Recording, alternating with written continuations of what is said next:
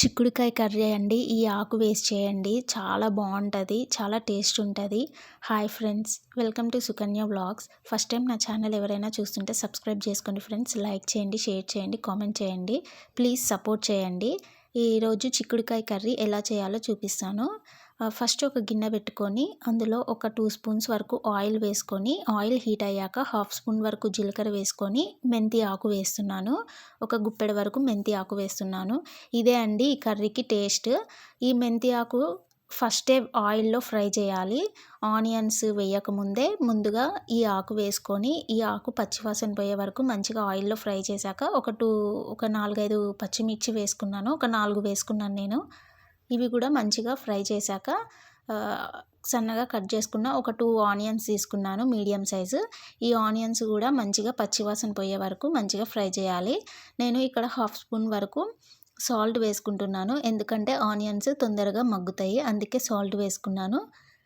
Next half spoon వరకు పసుపు కూడా వేసుకొని, ఒక హాఫ్ స్పూన్ వరకు అల్లం వెల్లుల్లి పేస్ట్ కూడా వేసుకొని, ఈ అల్లం వెల్లుల్లి పేస్ట్, ఆనియన్స్ పచ్చివాసన పోయే వరకు మంచిగా మగ్గనివ్వాలి.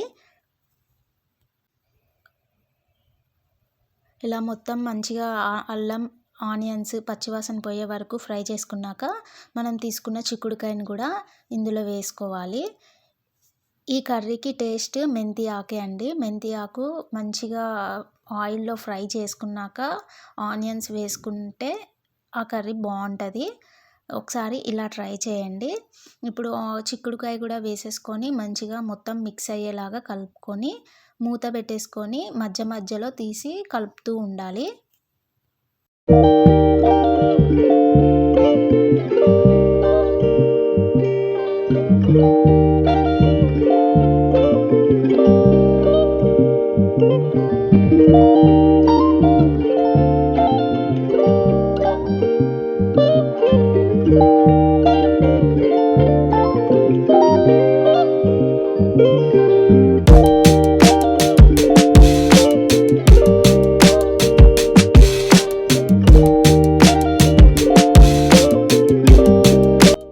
ఒక 30% వరకు మంచిగా ఆయిల్లో ఈ చిక్కుడుకాయని మగ్గనిచ్చాక రుచికి సరిపడా సాల్ట్ వేసుకోవాలి. నేను ఒక 1.5 స్పూన్ వరకు సాల్ట్ వేసుకున్నాను. అది చిన్న స్పూనే, అందుకే 1.5 వేసుకున్నాను. సాల్ట్ కూడా వేసేసుకొని మంచిగా మొత్తం మిక్స్ అయ్యేలాగా కలుపుకొని మళ్ళీ మూత పెట్టుకొని, మూత మీద ఒక కప్పు వరకు వాటర్ పోసుకొని మంచిగా మగ్గనివ్వాలి. వాటర్ పోస్తే కింద మాడదు, అందుకే వాటర్ పోసాను.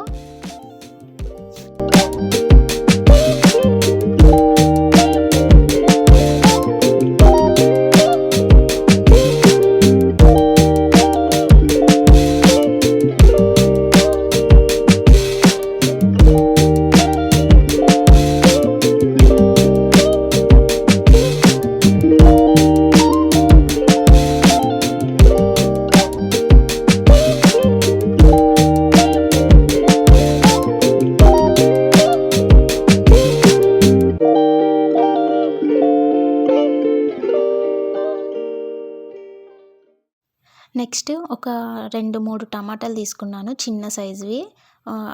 కట్ చేసి మధ్యలో వేసుకొని కారం కూడా యాడ్ చేసేసి కలపకుండా అలానే వదిలేసేయాలి మూత పెట్టేసి. ఎందుకంటే మధ్యలో వేస్తాం కదా, కొంచెం తొందరగా టమాటా అనేది మంచిగా ఉడుకుద్ది, అందుకే నేను కలపకుండా అలానే మధ్యలో పెట్టేసి వదిలేసాను. ఇప్పుడు ఒకసారి తీసి కలుపుకోవాలి. మొత్తం చిక్కుడుకాయ, టమాటా మొత్తం అంతా కలిసేలాగా కలిపేసుకొని మూత పెట్టేసుకొని మధ్య మధ్యలో మూత తీస్తూ కలుపుతూ ఉండాలి.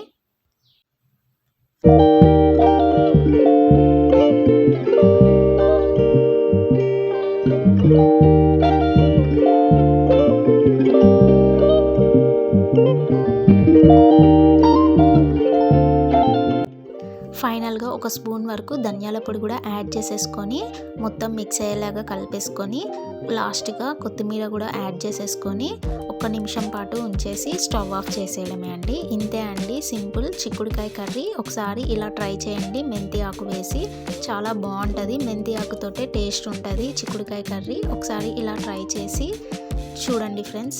ప్లీజ్ ఫ్రెండ్స్ సపోర్ట్ చేయండి. మరిన్ని వీడియోస్ కోసం ఛానల్ని సబ్స్క్రైబ్ చేసుకోండి.